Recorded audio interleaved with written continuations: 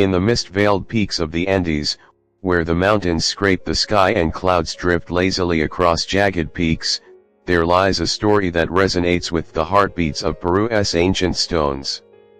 This is the tale of Viracocha, the revered god of creation and destruction, whose hand shaped the world as the Andean people know it. Carved in stone and whispered in wind, Viracocha's story lives in the jagged crevices, the ancient temples, and the stories passed down through generations. Long before men walked upon the earth, the universe was an abyss void of silence and shadow, vast and unknowable. There was neither light nor land, just an endless sea and the echoes of emptiness. It was in this boundless darkness that Viracocha, the great creator god, stirred. Rising from the depths of Lake Titicaca, Viracocha looked upon the empty world and felt a surge of inspiration. With a whisper that echoed like thunder across the waters, Viracocha began his work. He summoned mountains, valleys, and rivers, each forming under his gaze, while the first light bathed them in golden hues. He formed the land, shaping it with a gentle hand, drawing out the Andes from the earth's core to stand proud and eternal. With every breath, he created a new marvel, and with every step, the land transformed beneath his feet. In his boundless wisdom, Viracocha was not satisfied with a barren landscape. From the soil, he fashioned the first beings, the progenitors of humankind, and placed them in the world he had created. They were his people, creatures woven from dust and life, and they revered him with a devotion that resonated in their songs and offerings.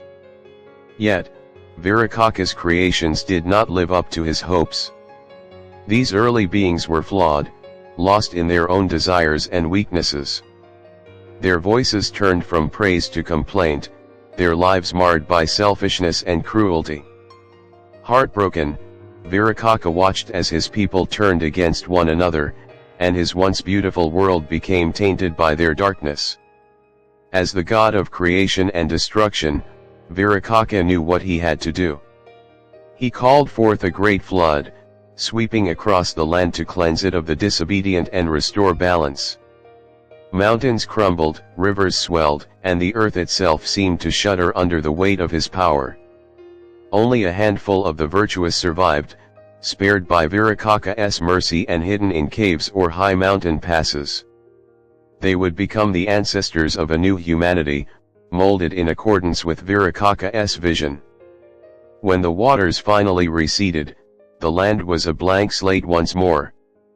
Viracocha, filled with both sorrow and hope, crafted a new race of humans, one with the strength and resilience to respect and cherish the world he had given them. He spread these people across the mountains, valleys, and plains, blessing them with wisdom and courage. Viracocha then traveled across his creation, teaching these new beings the arts of agriculture, weaving, and masonry. The places where he rested, where his feet touched the earth, became sacred sites. Villages sprang up around them, and over time, temples and cities were constructed in his honor. His presence lingered in the stones of these structures, forever entwined with the land itself. In time, Viracocha grew weary of his earthly sojourn. His work was complete, and he knew it was time to return to the world beyond. Standing on a high mountain peak, he gazed upon the expanse of his creation, a smile of satisfaction on his face. With one final wave, he promised to return should his people ever need him again, then disappeared into the horizon, leaving only a whisper of his name in the winds.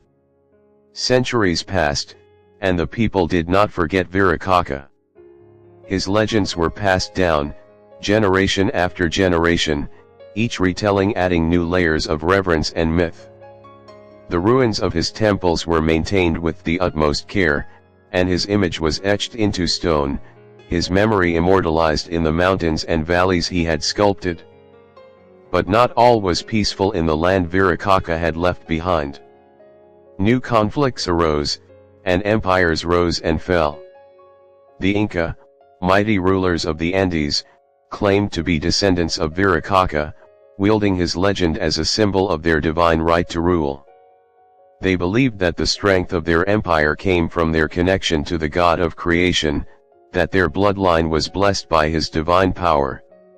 Yet, with this belief came a duty, a sense of responsibility to uphold the values of balance and respect for nature that Viracocha had instilled. The Inca people built vast temples in his honor, creating intricate stone structures that seemed to defy gravity itself. The Temple of the Sun in Cusco, the grand fortress of Sacsayhuaman, and the hidden city of Machu Picchu were each dedicated, in part, to the god who had given them life and wisdom. It was during this time that Viracocha's prophecy began to take shape. The priests and shamans spoke of a vision, a time when Viracocha would return, coming from the distant seas, to bring change to the world he had created. They looked to the horizon, watching the waters with both hope and fear, wondering if they would be deemed worthy in the eyes of their Creator. Prophecy lingered in the minds of the people, shaping their actions and their dreams. And then, one day, a stranger arrived on the shores of Peru. His skin was pale, his clothes strange, and his manner foreign. Word spread quickly. Some believed this man was Viracocha himself, returned to fulfill his ancient promise. The stranger brought with him weapons, animals, and a thirst for gold, a hunger that did not match the tales of Viracocha's benevolent wisdom. Yet, the Inca were in awe. Their hesitation and reverence for the prophecy